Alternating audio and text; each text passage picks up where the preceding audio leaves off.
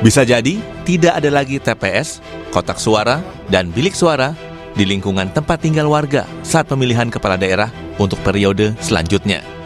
Ya, tak menutup kemungkinan pemilihan kepala daerah selanjutnya tidak lagi melibatkan rakyat secara langsung. Ini karena adanya usulan pemilihan kepala daerah nantinya akan dilakukan oleh DPRD. Partai Gerindra jadi salah satu partai yang sudah menyatakan dukungan usulan pilkada lewat DPRD. Ketua DPP Partai Gerindra, Prasetyo Hadi bilang, pilkada langsung masih perlu diperbaiki karena ongkos politik yang mahal, baik dari sisi calon maupun dari sisi pemerintah sebagai penyelenggara. Di wali kota maupun gubernur itu ongkosnya sangat besar. Belum dari sisi negara ya, dari sisi negara dalam hal ini mengenai pembiayaan. Nah, inilah yang kemudian kalau kajian di kami internal Partai Gerindra, kami memang terus terang salah satu yang mengusulkan atau berpendapat bahwa kita berkehendak untuk mengembalikan sistem pemilihan kepala daerah itu melalui mekanisme di DPRD. PAN juga mendukung pilkada lewat DPRD. Wakil Ketua Umum PAN yang juga Wakil Ketua MPR Edi Suparno menilai usulan pilkada lewat DPRD sudah sesuai dengan sila keempat Pancasila. Edi bilang, usulan pilkada dipilih melalui DPRD tidak bertentangan dengan konstitusi dan opsi tersebut layak dikaji dalam upaya perbaikan kualitas demokrasi Indonesia. Memang saya akui bahwa jika masyarakat publik sudah diberikan hak untuk memilih langsung, dan itu kemudian haknya diambil, saya kira akan menimbulkan berbagai masukan ya yang menghendaki agar itu tetap melekat pada mereka. Tapi juga kalau kita lihat eksesnya, itu kita harus perhitungkan juga dampaknya itu ternyata membawa dampak negatif terhadap pendidikan politik bagi masyarakat, karena masyarakat hanya disuguhi amplop atau sembako untuk memilih siapapun yang akan menjadi calon kepala daerahnya. Dan jangan lupa juga, saya bicara sebagai pimpinan MPR, bahwa kalau kita bicara pemilihan secara keterwakilan itu ada dalam sila keempat dalam Pancasila kita, musyawarah untuk mufakat. Sebaliknya, PDI Perjuangan menolak usulan pilkada melalui DPRD. Juru bicara PDIP Guntur Romli bilang, partainya tetap menginginkan pemilihan langsung. Menurutnya, pemilihan melalui DPRD justru akan menjauhkan rakyat dari proses politik yang seharusnya menjadi hak dasar setiap warga negara. Kata Guntur, wacana pilkada tidak langsung akan semakin menyakiti hati rakyat. Pasalnya saat ini masih suasana prihatin, juga banyak bencana yang terjadi. Kok tega-teganya memperbincangkan soal pilkada yang masih jauh? Kenapa partai-partai politik saat ini kok tidak fokus saja ke penanggulangan bencana? Kok malah memantik kemarahan rakyat dengan mau mengambil hak politik rakyat dengan mengebiri hak politik mereka melalui pilkada DPRD. Oleh karena itu, PDI Perjuangan tegas menolak pilkada melalui DPRD dan tetap ingin pilkada langsung. Perludem juga menyatakan menolak keras wacana pemerintah yang akan menghapus mekanisme pemilihan kepala daerah secara langsung atau kembali ke DPRD. Sebab memilih calon pemimpin secara langsung adalah bagian dari sistem demokrasi yang sudah diatur dalam undang-undang. Tentu kita tahu bahwa sistem politik demokrasi mensyaratkan adanya hak politik warga negara untuk memilih langsung para wakil rakyatnya, termasuk adalah gubernur, bupati, wali kota. Kita tahu juga definisi dalam sistem politik demokrasi itu adalah pemerintahan dari, oleh, dan untuk rakyat. Nah, pilkada itu hadir sebagai sebuah mekanisme untuk menjamin hak politik warga negara dalam sistem politik demokrasi. Sehingga kami khawatir kalau kemudian pilkada dihapuskan, ini akan berdampak terhadap kemunduran dari demokrasi kita. Selama ini wacana untuk menghapus pilkada langsung menjadi tidak langsung itu karena tingginya biaya politik. Maka seharusnya yang diperbaiki ke depan itu adalah mendesain ulang pilkada kita yang jauh lebih murah atau lebih efisien, bukan kemudian menghapus pilkada langsung. Ini memang bukan pertama kali wacana pemilihan kepala daerah melalui DPRD muncul. Salah satu alasan yang disorot adalah ongkos politik yang dinilai mahal. Tetapi, benarkah pilkada melalui DPRD dapat menekan biaya politik? Atau sebaliknya, pilkada oleh DPRD menjadi kemunduran demokrasi Indonesia dengan hilangnya hak rakyat memilih langsung pemimpinnya. Tim Liputan Kompas TV.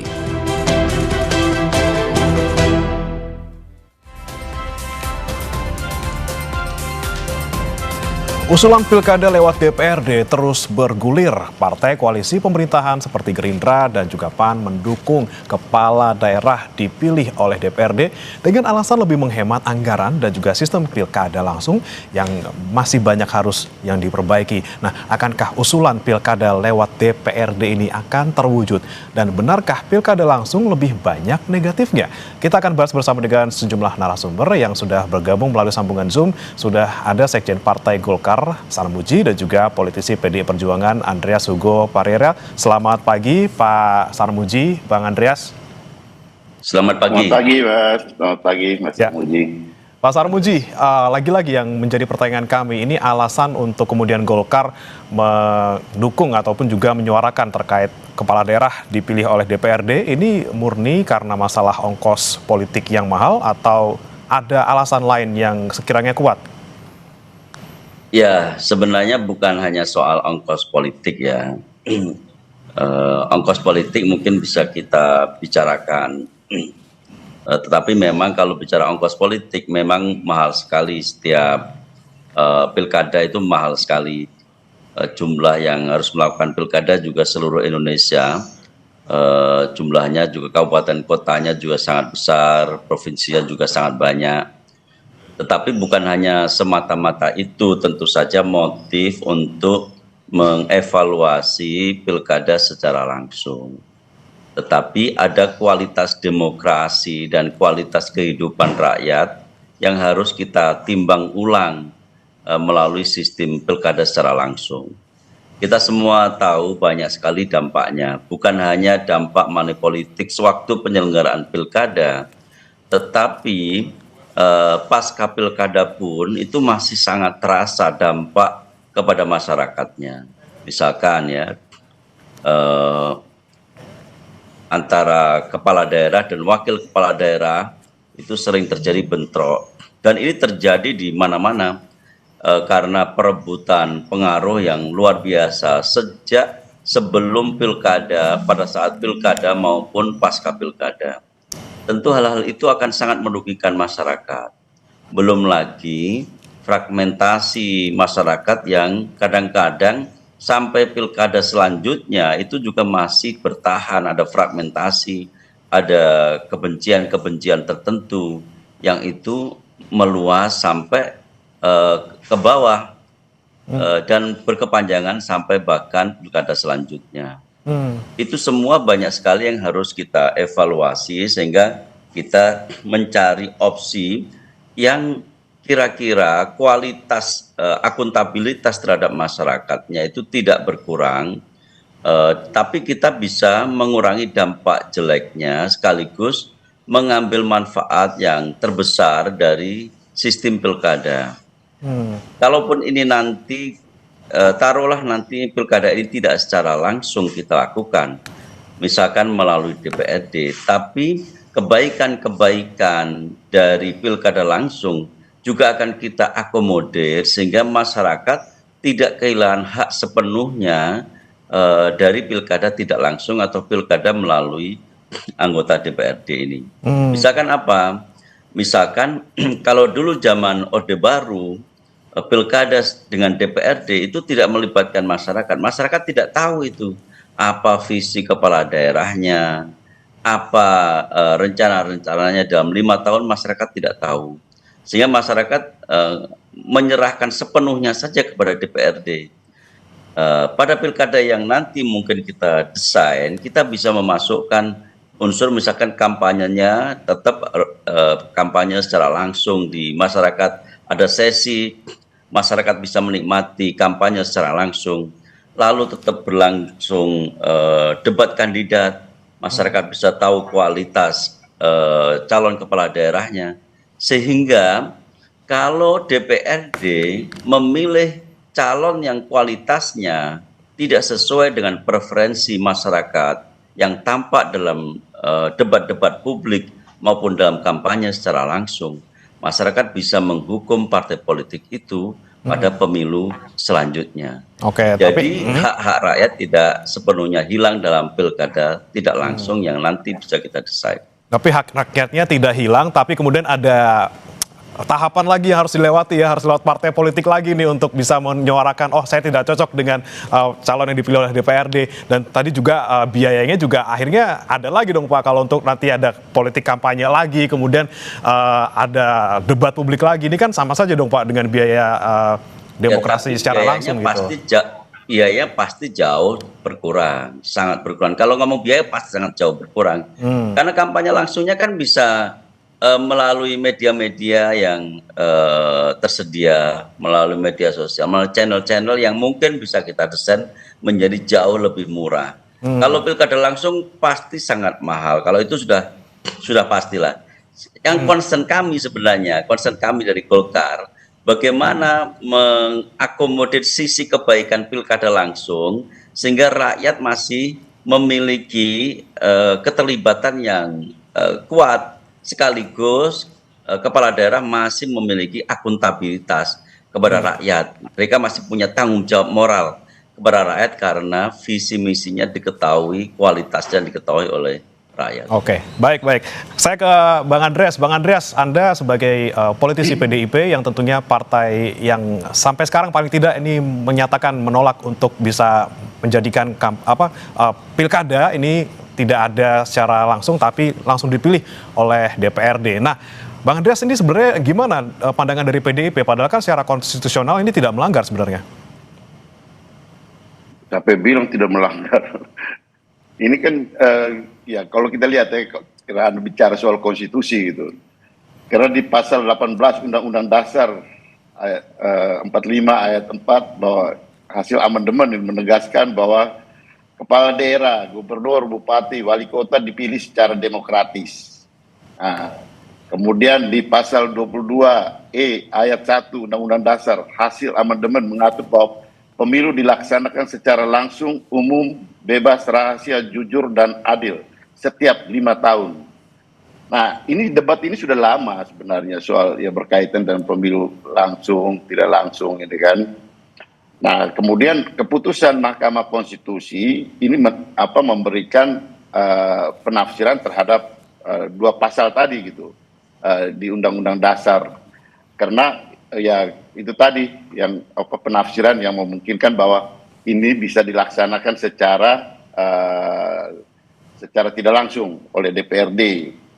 Bahwa keputusan Mahkamah Konstitusi nomor 110 PUU strip 22 strip 2025, artinya baru-baru ini menegaskan bahwa pilkada adalah rezim pemilu, bukan rezim Pemda, bukan rezim pemerintahan daerah.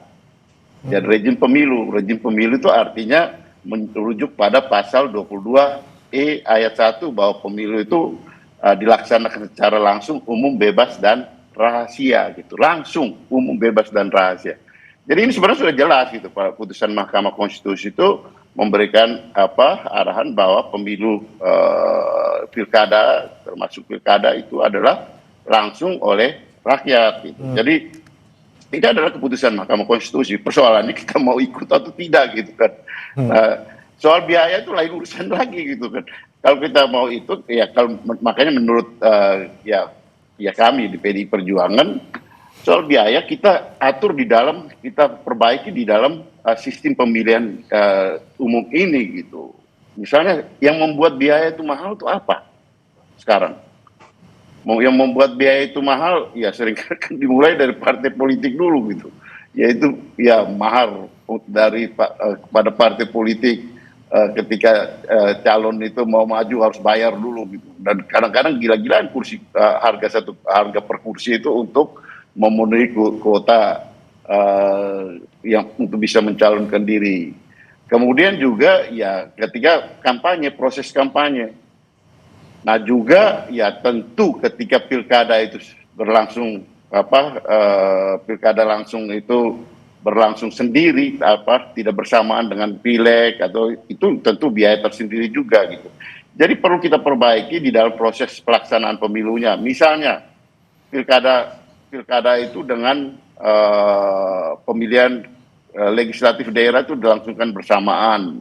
Misalnya itu tentu akan mengurangi biaya pelaksanaan pemilu. pelaksanaan dari pemilu itu sendiri ya diatur secara tegas dengan konsekuensi hukuman yang jelas, punishment yang jelas terhadap pelanggaran-pelanggaran di dalam proses pemilu. Partai-partai politik jangan tarik mahar gitu. Kalau yang berani tarik mahar langsung di skors, tidak ikut gitu. Jadi banyak hal yang bisa diefisienkan, bisa dari pemilihan langsung itu gitu untuk diatur sehingga biaya pemilu menjadi lebih murah gitu, biaya lebih efisien. Harga mengambil kembali hak rakyat itu terlalu mahal. Apa yang sudah kita berikan kepada rakyat kita ambil kembali itu terlalu mahal, lebih mahal dari biaya politik itu yang kami khawatirkan itu justru akan menimbulkan persoalan dengan masyarakat itu. Sehingga PDI Perjuangan kita pegang saja di putusan konstitusi yang undang-undang dasar, kemudian putusan Mahkamah Konstitusi yang sudah memberikan penafsiran arahan yang jelas bahwa ini adalah rejim pemilu bukan rejim Pemda. Kalau rejim Pemda itu diputuskan oleh DPRD. Tapi rejim pemilu itu adalah pelaksanaannya adalah ya sesuai dengan ya tadi langsung, umum, bebas dan rahasia, itu diatur di dalam konstitusi kok. Baik. Ya persoalan kalau kita mau langgar konstitusi ya karena pengalaman kita Pilpres kemarin kita rubah undang-undang dasar kita ini dari Mahkamah Konstitusi seenak-enaknya gitu. Kita tabrak sana tabrak sini ya kemudian didiamkan oleh masyarakat ya kemudian kita coba lagi ketika undang-undang pilkada kemarin mau rubah usia batas usia itu marah masyarakat ke situ kan baru kemudian kita sadar bahwa ternyata kita tidak bisa hanya karena ya banyak-banyak yang di DPR terus kemudian kita mau seenak-enaknya merubah aturan main gitu. Ya. Nah, ini yang PDI Perjuangan kami ingatkan supaya jangan sampai menimbulkan persoalan ya pertama persoalan konstitusional kemudian hak rakyat untuk memilih itu kita ambil lagi gitu. Nah, ini sesuatu yang saya kira perlu menjadi pertimbangan karena ini masih wacana gitu. Saya tahu teman-teman di Golkar, teman-teman Republikan masih wacana. Kita ingatkan dari jauh ya supaya kita saling memahami bagaimana persoalan-persoalan yang ada di masyarakat ini gitu dengan berbagai macam konsekuensinya gitu. Kenapa? Karena kalau mau bilang menang-menangan di DPR pasti kalah PDI Perjuangan. Pasti kalah karena kita hanya sendiri sekarang. Ya. Baik. Kemudian ini Pak Sarmuji, ketika kita melihat biaya politik ini tidak hanya soal teknis pemilu saja di lapangan, tapi juga ada mungkin mahar politik yang harus diberikan oleh seorang calon untuk bisa diusung oleh partai politik. Kemudian kemungkinan money politik di belakang juga tentunya masih ada kalau misalnya kita bicara pemilunya tidak langsung gitu kan. Ada juga tadi potensi tidak adanya partisipasi langsung dari masyarakat, justru nanti malah di belakang ada main-main di belakang ketika kita tidak bisa melihat secara langsung siapa yang kemudian dipilih menjadi calon dan juga siapa yang akhirnya dipilih menjadi kepala daerah. Seperti apa nih Pak Sarmuji? Ya, pertama saya ingin tanggapi dulu tentang Mahkamah Konstitusi ya. Mahkamah Konstitusi barangkali belum pernah membayangkan pilkada secara tidak langsung yang mengakomodir partisipasi rakyat secara maksimal ya. Jadi ketika memutuskan kecenderungan itu, kami menyebutnya sebagai kecenderungan karena desain pilkada tidak langsung yang mengakomodir sisi-sisi baik pilkada tidak langsung ini belum diputuskan dan belum pernah diuji karena itu belum pernah diuji oleh Mahkamah Konstitusi. Kami masih berandai-andai, andaikan desain pilkada ini secara tidak langsung itu mengakomodir partisipasi rakyat secara maksimal dalam bentuk yang tadi saya sampaikan, kampanye, terus ada debat kandidat, itu barangkali MK akan berpikir ulang bahwa pilkada semester ini itu kemungkinan juga cocok dengan konstitusi. Itu yang pertama. Yang kedua, kalau kita ngomong biaya, Golkar sudah lama sekali 2 periode penuh menegaskan tidak ada mahar politik. Dan bisa kita cek, saya kemarin ketua DPD Golkar Jawa Timur, sama sekali tidak ada komitmen apa-apa, mahar politik apapun kepada seluruh kandidat yang diusung Partai Golkar di Jawa Timur untuk mahar politik. Tetapi tetap saja sangat mahal.